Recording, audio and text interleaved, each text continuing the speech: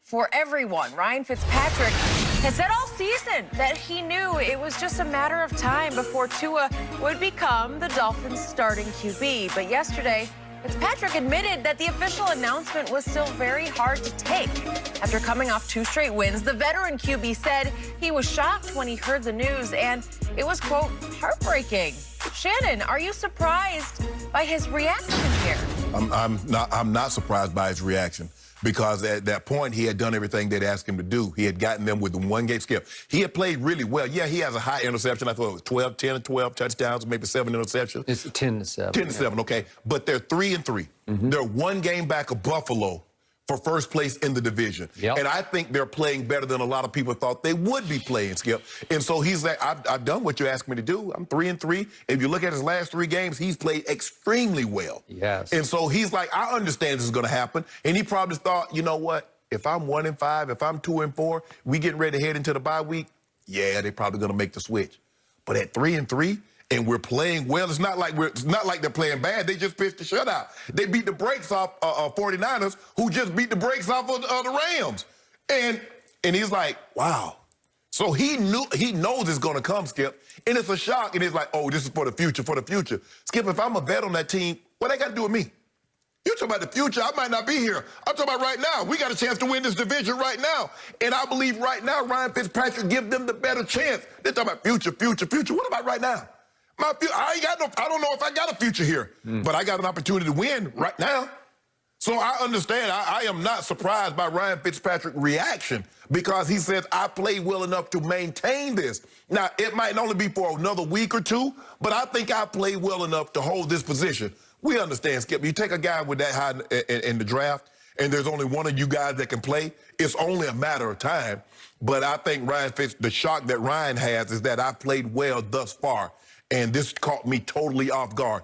I understand. I'm doing everything I can to get Tua ready, but nah, not when he's not playing better than me. I got to tell you, I was shocked by his public reaction. Yeah. I get that it would be his private, but listen, Ryan Fitzpatrick has been around this league and around it and around it and around it again, so he knows how the game is played on and off the field. He might have been in Cincinnati my last year in Denver. In 03. He's been in the league probably about 15, 16 years. Got to be, Skip. 37 years of age. Okay. Yep. He acknowledged that he knew he was a placeholder, that at some point they're going to go with the 5th overall pick. Right. But he went to the depths of, I was heartbroken by this.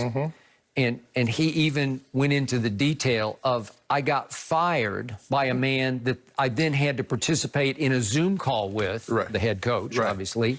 And then he said, I was locked in a spaced out quarterback room with my replacement for the next 4 hours.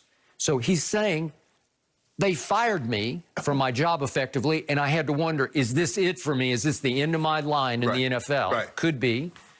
And then I had to participate in a Zoom call with the guy who fired me and go get locked in the quarterback room with Tua, and he loves the kid. He's a great kid. But still, he got fired and replaced by that guy. Yes, Skip, it happens like on the real job. Okay, we're going to demote you, and the guy that's going to replace you, we want you to train him. That's what happened. Whoa, wait a minute. Wait a minute. No, I ain't gonna.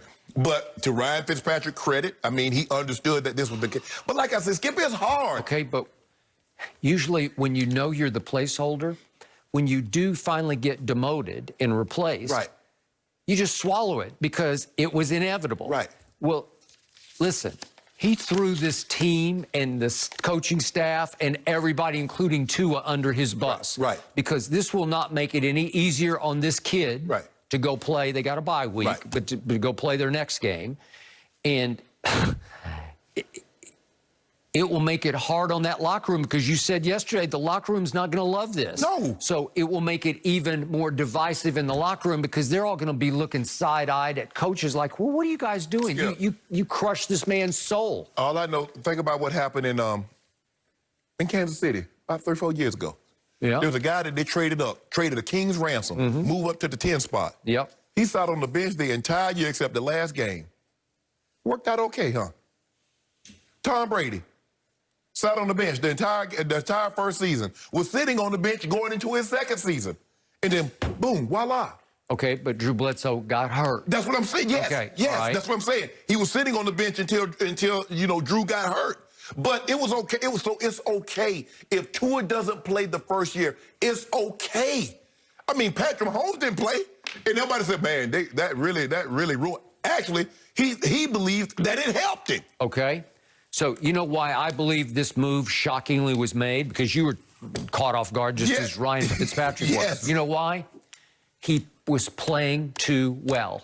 Yeah. He was playing at such a high level that I believe it went all the way up to the owner, and they're like, "Oh my God, what if we win the division with him? What if he turns into Fitzmagic the rest of the year? What if, God forbid, we win a playoff game, a home playoff game?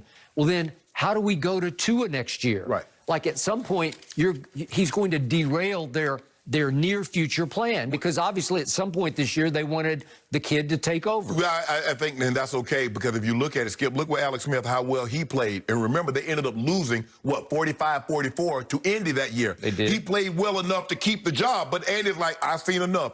In order for us to get to ultimately where we need to be, Yep.